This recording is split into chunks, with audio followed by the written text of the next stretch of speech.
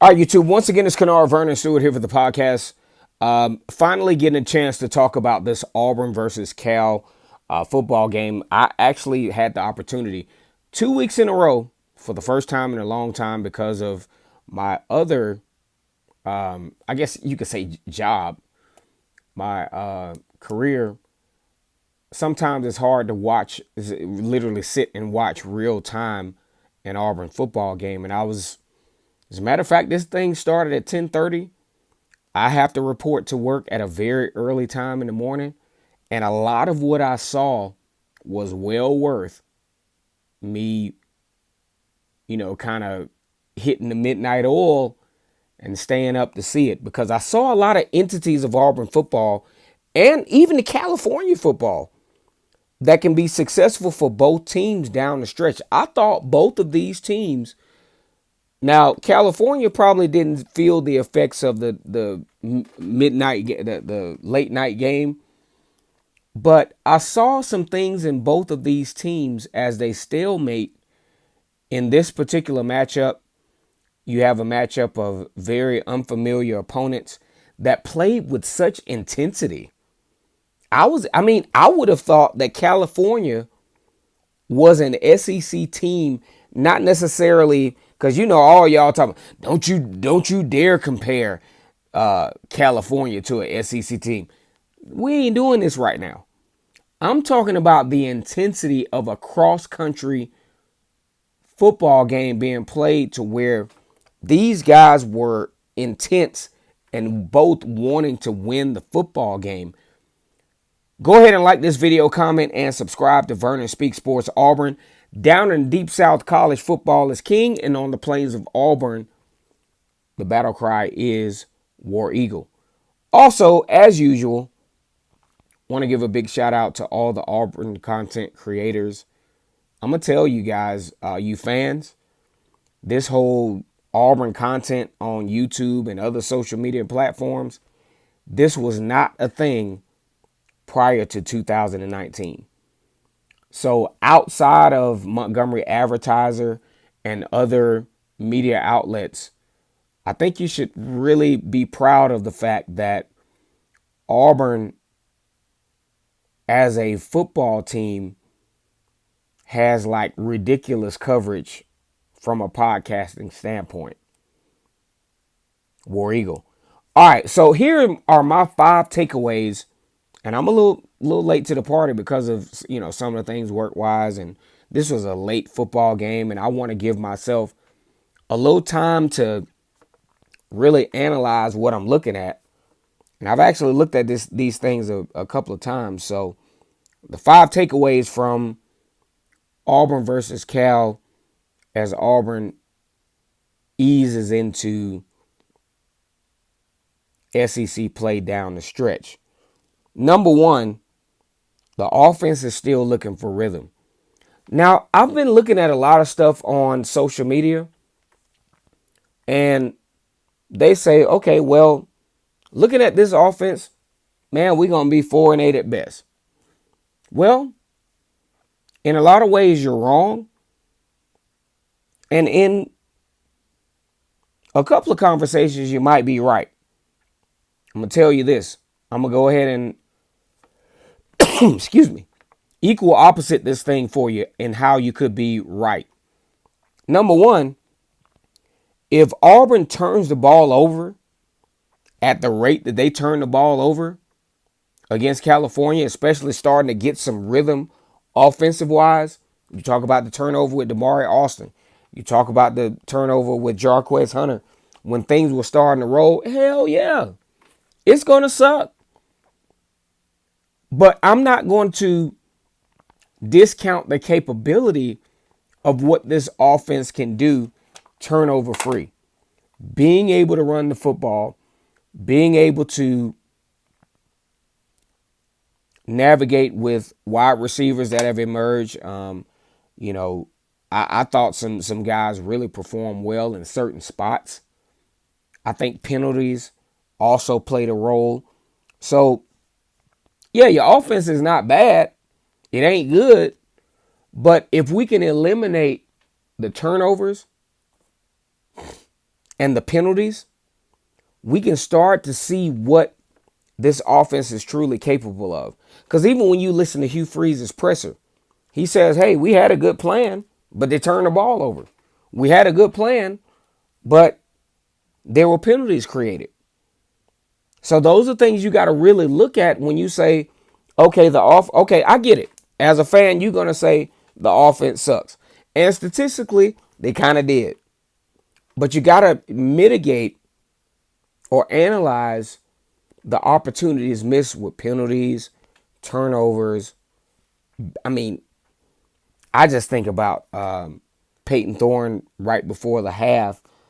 Right read, bad throw. You know? But then when things started to settle down, Auburn had some opportunities. We're going to talk about that a little bit later on. Number two. Unlike defense from last year, what we've seen from both of these teams, Cal and Auburn, this is one of my talking points from last week. Both of these teams can create turnovers. Between the two teams, there were 7 turnovers created by the defenses. Auburn turned the ball over 4 times. Cal turned the ball over 3 times. I want to say, excuse me, without looking at film, that both teams actually were able to score off of turnovers. I mean, they were critical turnovers too. And as a matter of fact, Auburn's late turnover, I want to say with Tank Bigsby, almost not Tank. Man, I'm still thinking about man. What if Tank? Okay, let's get on this tangent. Tank Bigsby had another year of eligibility left. What if he was still there? Oh man, but I'm not gonna do that. But either way, it was Jarquez Hunter that had a late turnover, and these things were close, guys. These two defensive coordinators for California and Auburn, there is no way they are not teaching these guys, because they are so coached to do this and they do it so often. Punt when they get in a vulnerable position on their way down, make an attempt to punch the ball out, and they did that. And it proved to be both costly for California and Auburn.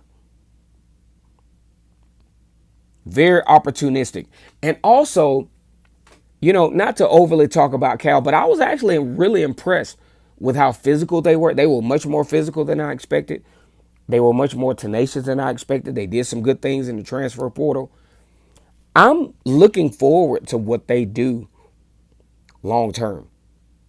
Just like in 2019, when Auburn had the opportunity to face Oregon, how they were able to take this loss from Auburn in a similar fashion. I mean, you could argue with me. I thought Oregon should have won the game in 2019. But Auburn's resilience, Auburn's continuing to take advantage of opportunities, helped them win that game and helped them go to a 9-4 season, beat Alabama, challenged Georgia, had a really good season that year. Oregon, I think, had a good season as well.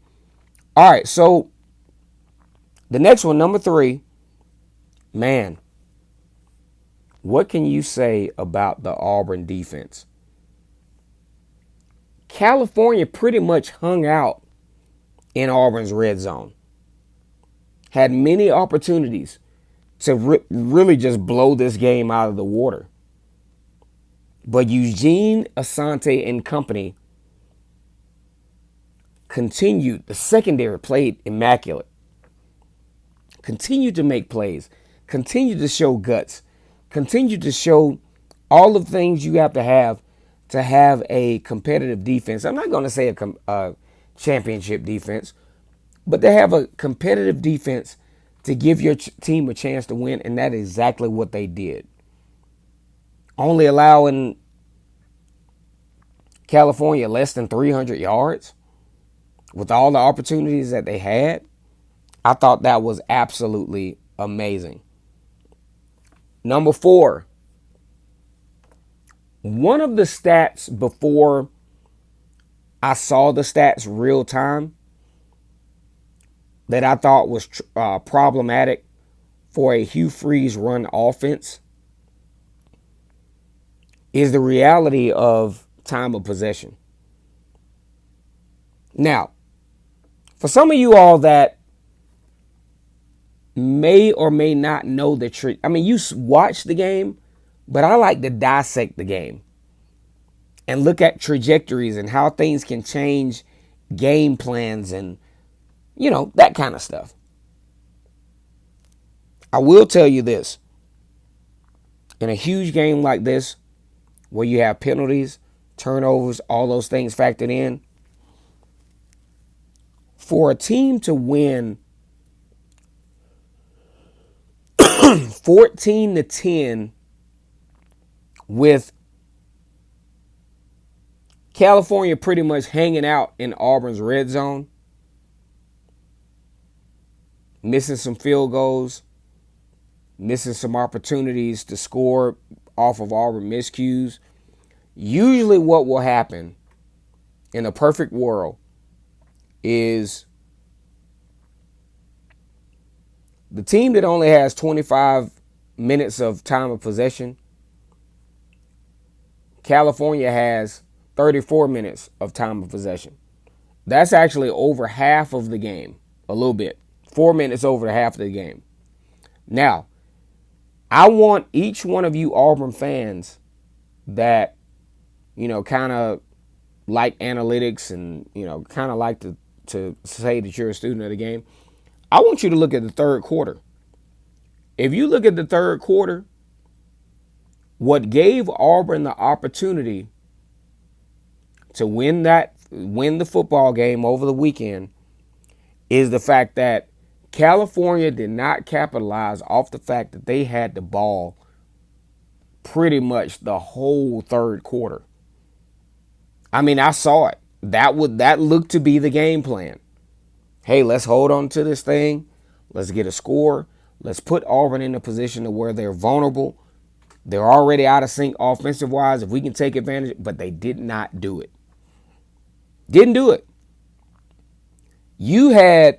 And see, this is the reason why California, I think, will be a good football team down the stretch, but they should really be shooting themselves in the foot. I mean, really beating themselves up over the fact that you had 34 minutes of time of possession.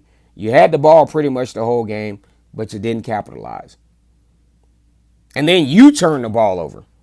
That's another thing I want to talk about is the fact that Auburn, comparatively speaking, from the last few years, they are on track to create a record amount of turnovers than at least in the last 3 or 4 years.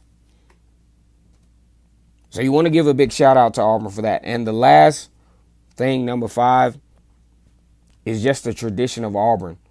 Auburn is resilient. Auburn doesn't quit. Auburn finds a way. A lot of teams outside looking in, hey, they call it luck. But no, this team does not quit. And this team goes back to the tradition of Auburn where, you just don't quit. You just don't quit. You're just not afraid. You're not afraid to go into hostile territory and continue to fight, continue to grind. And the good news is, with that resiliency, the Auburn fan base is resilient. Even Hugh Freeze commented, man, I wasn't expecting this. I wasn't expecting a full-fledged Tiger Walk in California. We're almost 3,000 miles from where we live. And these people show up for this? This is excellent, Auburn fans. Whether you think Auburn will win a championship, whether you think Auburn will even have a winning season, this game should show you the resilience of the Auburn Tigers. And as an Auburn alum, this is a spirit that's not afraid. Auburn's got some things moving forward, and we're going to see how Auburn turns out. This is my recap of Auburn versus the University of Cal, Berkeley, better known as Cal.